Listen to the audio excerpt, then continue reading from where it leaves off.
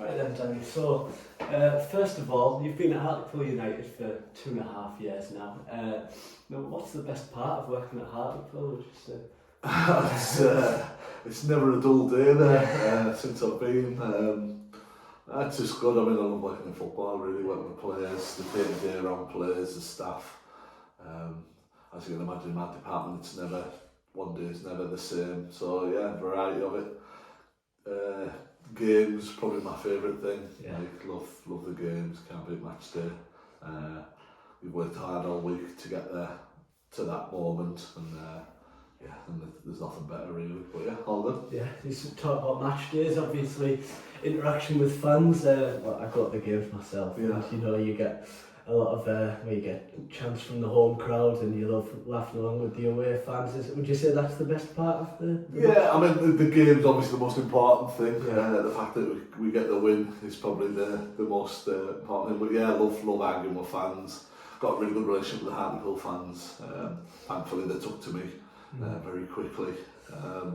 I like to think it's one of those things, isn't it? If I'm in the stadium as a fan and I see me running on the pitch, he's getting both barrels, you know. But yeah, it's good fun. You have some different ranges of away fans. Some, like, I've got quite a bit of reputation with some fans, so they get on us straight away. But it's just all good fun, isn't it? You know.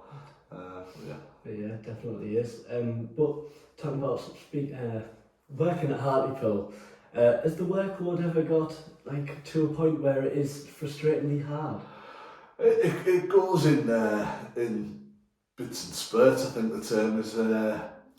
Sometimes you always worry when I've got an empty treatment board. I have a board in my treatment room at the training ground. I was worrying it's empty because it means there's loads of people that can get injured. Yeah. It's just management really. You've just got to manage your time, manage players, things like that. I think there was one about 3 years ago. I had a full start 11, 4-3-3 in positions, like keeper, right back. And yeah, it was cracking. It was a decent team as well, to be honest. But yeah, it's just the nature of the role really. We're not a Premier League club. I think a Prem, they have a physio dedicated to every 3 players, and you just get allocated 3 players. It's just not feasible at our level. So it's just managing time really. Fortunate with our group, they do everything I need them to do and do everything that's how they do. Yeah, I was going to talk about that, comparing to the Premier League and at a National League level. You know, it's a huge difference. You know, and you've obviously been here for just under 5 years here. Yeah, I think so. Yeah, God, it's flown, hasn't it? Yeah, it's a bit different at Premier League level. It kind of puts me off that role there because a lot of it's doctor led. I've got friends at top flight clubs that'll tearing the hair out because it's they don't get on well with the senior doctor or whoever's in charge.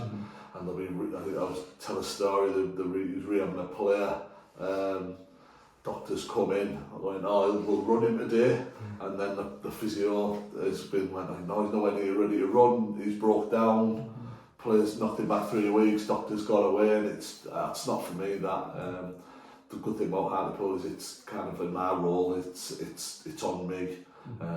Touch wood if I don't make a mistake, but if you do make a mistake you can kind of own it and rectify it yourself. But yeah.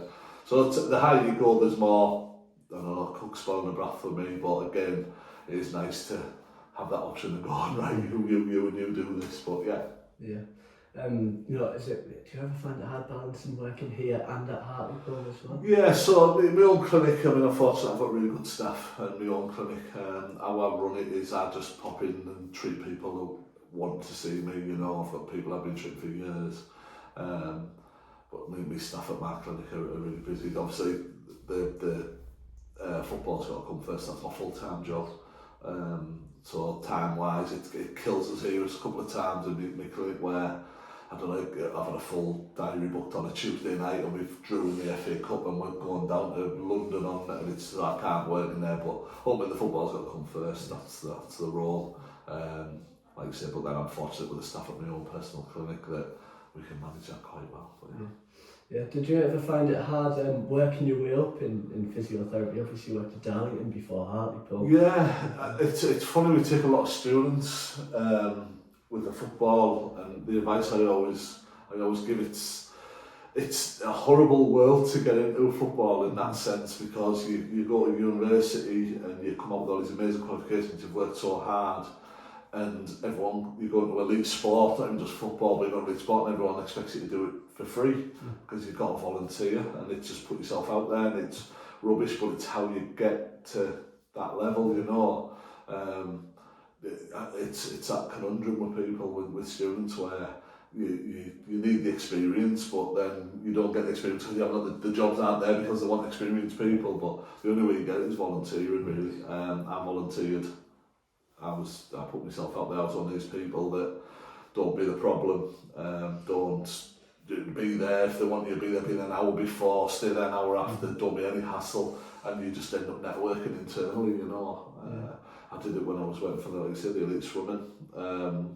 Was volunteering down there. I was driving up to Northampton on a Sunday to do a day there and things like that, but then I ended up working for Swim England and things like that. It's hard, but the best thing you can do is start off lower, like the Northern League in football. Love the Northern League, great level of football to enjoy. People who are in there, they're in it because they care.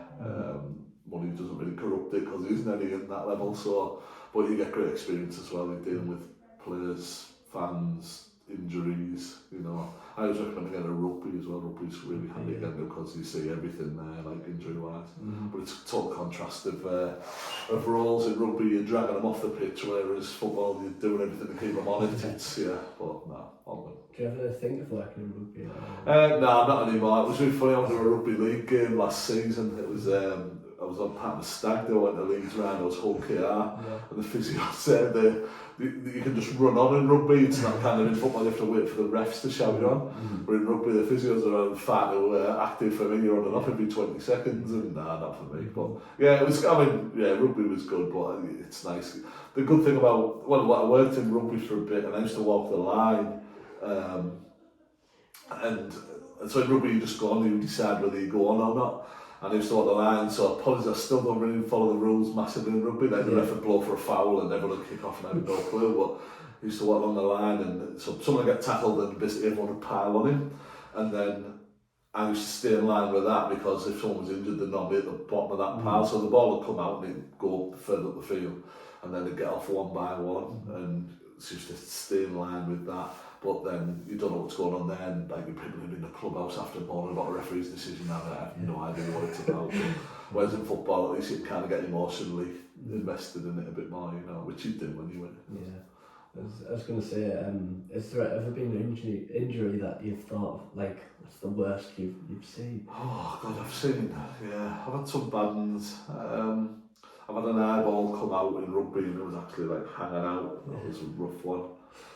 Football, I've had someone die. I've had gone in his lower part of his leg's been 180 degrees the wrong way around. I think that's on YouTube, that one.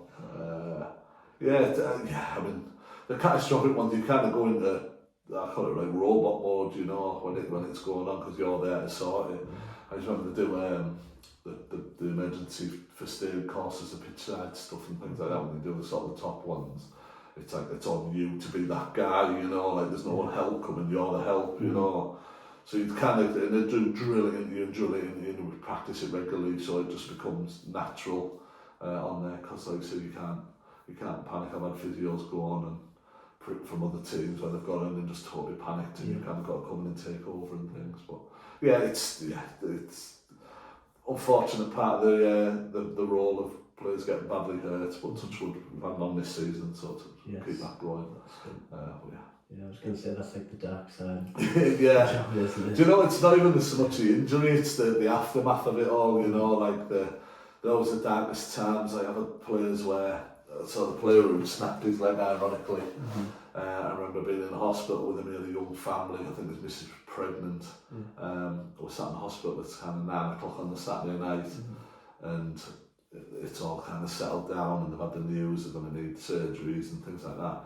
And like you give the family a bit of time, and you just watch them and you think, God, like the lad was out of contract in like 6 weeks. and you just think, oh, like, it's devastating and no one sees that side. Mm-hmm. I always kind of go mad with when people say about players, all they do is kick a ball, like they have no idea the risks that the lads take. Mm-hmm.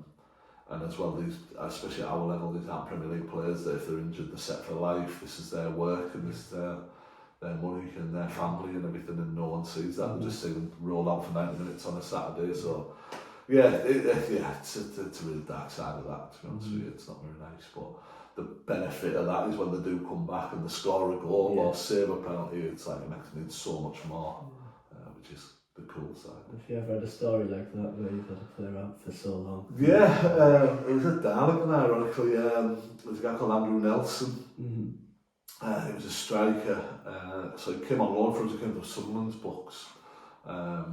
Really, really good player. Left, like he was on loan, scored a lot of goals, like clubs were looking at him, ended up leaving. Had a good career. I think he went up to Scotland, then he was down at a club, Southern based. Got injured again, he had quite a nasty knee injury. Few things happened, he ended up getting released, and he was like sort of touch and go in his career, with a couple of surgeries, had some really dark times, some dark phone calls with him where he just thinks it's done and you just try to keep him supported. Got him to a point where I was still rehabbing him when he was doing it, because there was nothing to do with us when he got injured, but he just asked for some help. Got him back, we hit a few blips, managed to still go. He come back and then he ended up getting a contract with Alan Armstrong was the manager at Darlington, and I asked if he could come and just train with us to get football related activity. Alan was really good like that, club were really good, and they said yeah, come down. He was ended up looking really good and looking back to what he was.